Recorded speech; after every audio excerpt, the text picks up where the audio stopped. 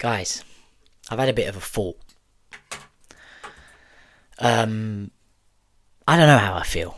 This is me just kind of venting and trying to figure out where am I at with this. I'm at a bit of a crossroads with Amorim. My last video I spoke about Mainu, how he wants to leave, and it's got me thinking a little bit, where am I at with this? How far are we willing to go with this manager and his system? I want to go through a list of players that he's trying to get rid of, he's exiled, and that are on their way out of the club, or at least are not going to be playing for Manchester United anymore. We've got Garnacho. Listen, I agree with it. Geezer's out here wearing Aston Villa tops. I'm not going to go over this again. I see why he's been exiled. But even before that Aston Villa situation, they kind of fell out. He didn't play Garnacho in the final against Tottenham.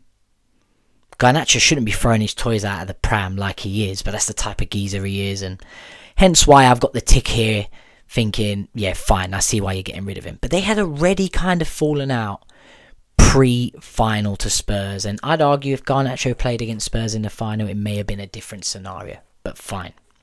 Next up, we got Sancho. Shocking signing. Totally understand why he's exiled. Ten Hag couldn't get the best out of him. He tried his best. Amorim didn't even waste his time. He went over to Chelsea, didn't do great. Listen, can't wait to get rid. Totally get it. I'll give that a tick. Anthony. Has Amorim given him a chance? Has Amorim really given him a chance at right wing back as a second option to Diallo, to Ahmad? I don't think he has. I haven't seen Anthony throw his toys out of his pram. I haven't seen Anthony with bad attitude. Yeah, he's come on the pitch like this and done that little pirouette. But I mean, as far as I'm concerned, the geezer runs hard, he works hard. Yes, he's only got 1 foot, but why has he been exiled? Why has he been exiled? Why has he not been part of pre-season? Why hasn't he got a few minutes here and there? Why is he not potentially in the Grimsby game tomorrow? For me, that's a question mark. Malacia. The geezer's been injury prone. I quite liked him when he signed. I liked his energy. I liked his intensity. Could he be a backup to Dorgu as a left wing back? I think so. He was quite tenacious. He was quite strong. He was quite fast. Injury prone may be the thing, but Amorim not even thought about him. Fine. I can question mark that. I know we got Mazraoui, etc. And I'll definitely play Mazraoui as a left wing back ahead of Malacia. So I get it. That one's a 50-50. But I'm just going through the names. Rashford. Listen. Rashford has shown that he's a top player on his day. He strung a season together under Ten Hag that was absolutely fantastic. Amorim don't fancy him at all. He's getting rid of him. He's gotten rid of him. He's gone to Barcelona. Just based on his system. He doesn't suit his system. Rashford's not really an out-and-out striker. Rashford's not an inside number 10 that he wants. That inverted number 10 / winger. That's not Rashford. It doesn't fit his system. So he got rid of him. He's gotten rid of this guy based on system for me. Doesn't suit his system. So with this, I do not agree. I'm not question marking. He's gotten rid of Rashford. Yes, form is a big deal, but he's gotten rid of Rashford because it doesn't suit his system. We move on to Højlund. He's had chance after chance after chance. We need a striker. We got one in Sesko. But what happened to the days when we used to have 4 strikers? Backup plan. I don't know why we're getting rid of Højlund. I know we need to get a bit of money in. I get that concept, but surely we need a backup striker. Xerxes not that. Xerxes another number 10, by the way, to add to the growing list of number 10s that we have that play this number 10 position. He's like overstocked massively in that number 10 position. Let's just go through it quickly now. Cunha, Mbeumo, Ahmad, Bruno, Xerxes, Mount. He's got 6 people that play that position. Forgive me if I've missed any out. Anthony would be another, really. But yes, I don't understand the Højlund's sale. I don't. Unless we sell him to get a top-class goalkeeper or a top-class midfielder, this is another person that I guess has been sacrificed because it doesn't suit the system. He only wants one striker because you've seen how he started the first 2 games. 7 bloody midfielders. Basically a false 9, as Mount or Cunha as a false 9. So is that what he wants to do? Bring on Sesko, maybe start with Sesko, then go to the false 9, not replace him with a striker? Again, this is another person he's gotten rid of because of system. Mainu. This is where I'm getting a little bit worried, guys. Listen, this could be all attitude driven. Not Højlund, but all the rest could be attitude driven. I don't think Anthony is either. But a lot of these could be he's trying to change the vibe in this dressing room. And I fully support him on that. I made a video on Mainu and Euro a little while back in pre-season. I'll put the picture up here so you know exactly what I'm talking about. I didn't like what they were posting, what they were doing. I got a lot of stick for making this video. But you finished 15th, you lost to Spurs in the final, you're out here flaunting your chains, your cars, your Louis Vuitton bags. Do us all a fucking favour. Like, grow up a little bit. I know you're kids, but just get off the social media for a little bit, flaunting all of that after you finish 15th. And maybe attitude is a problem with Mainu.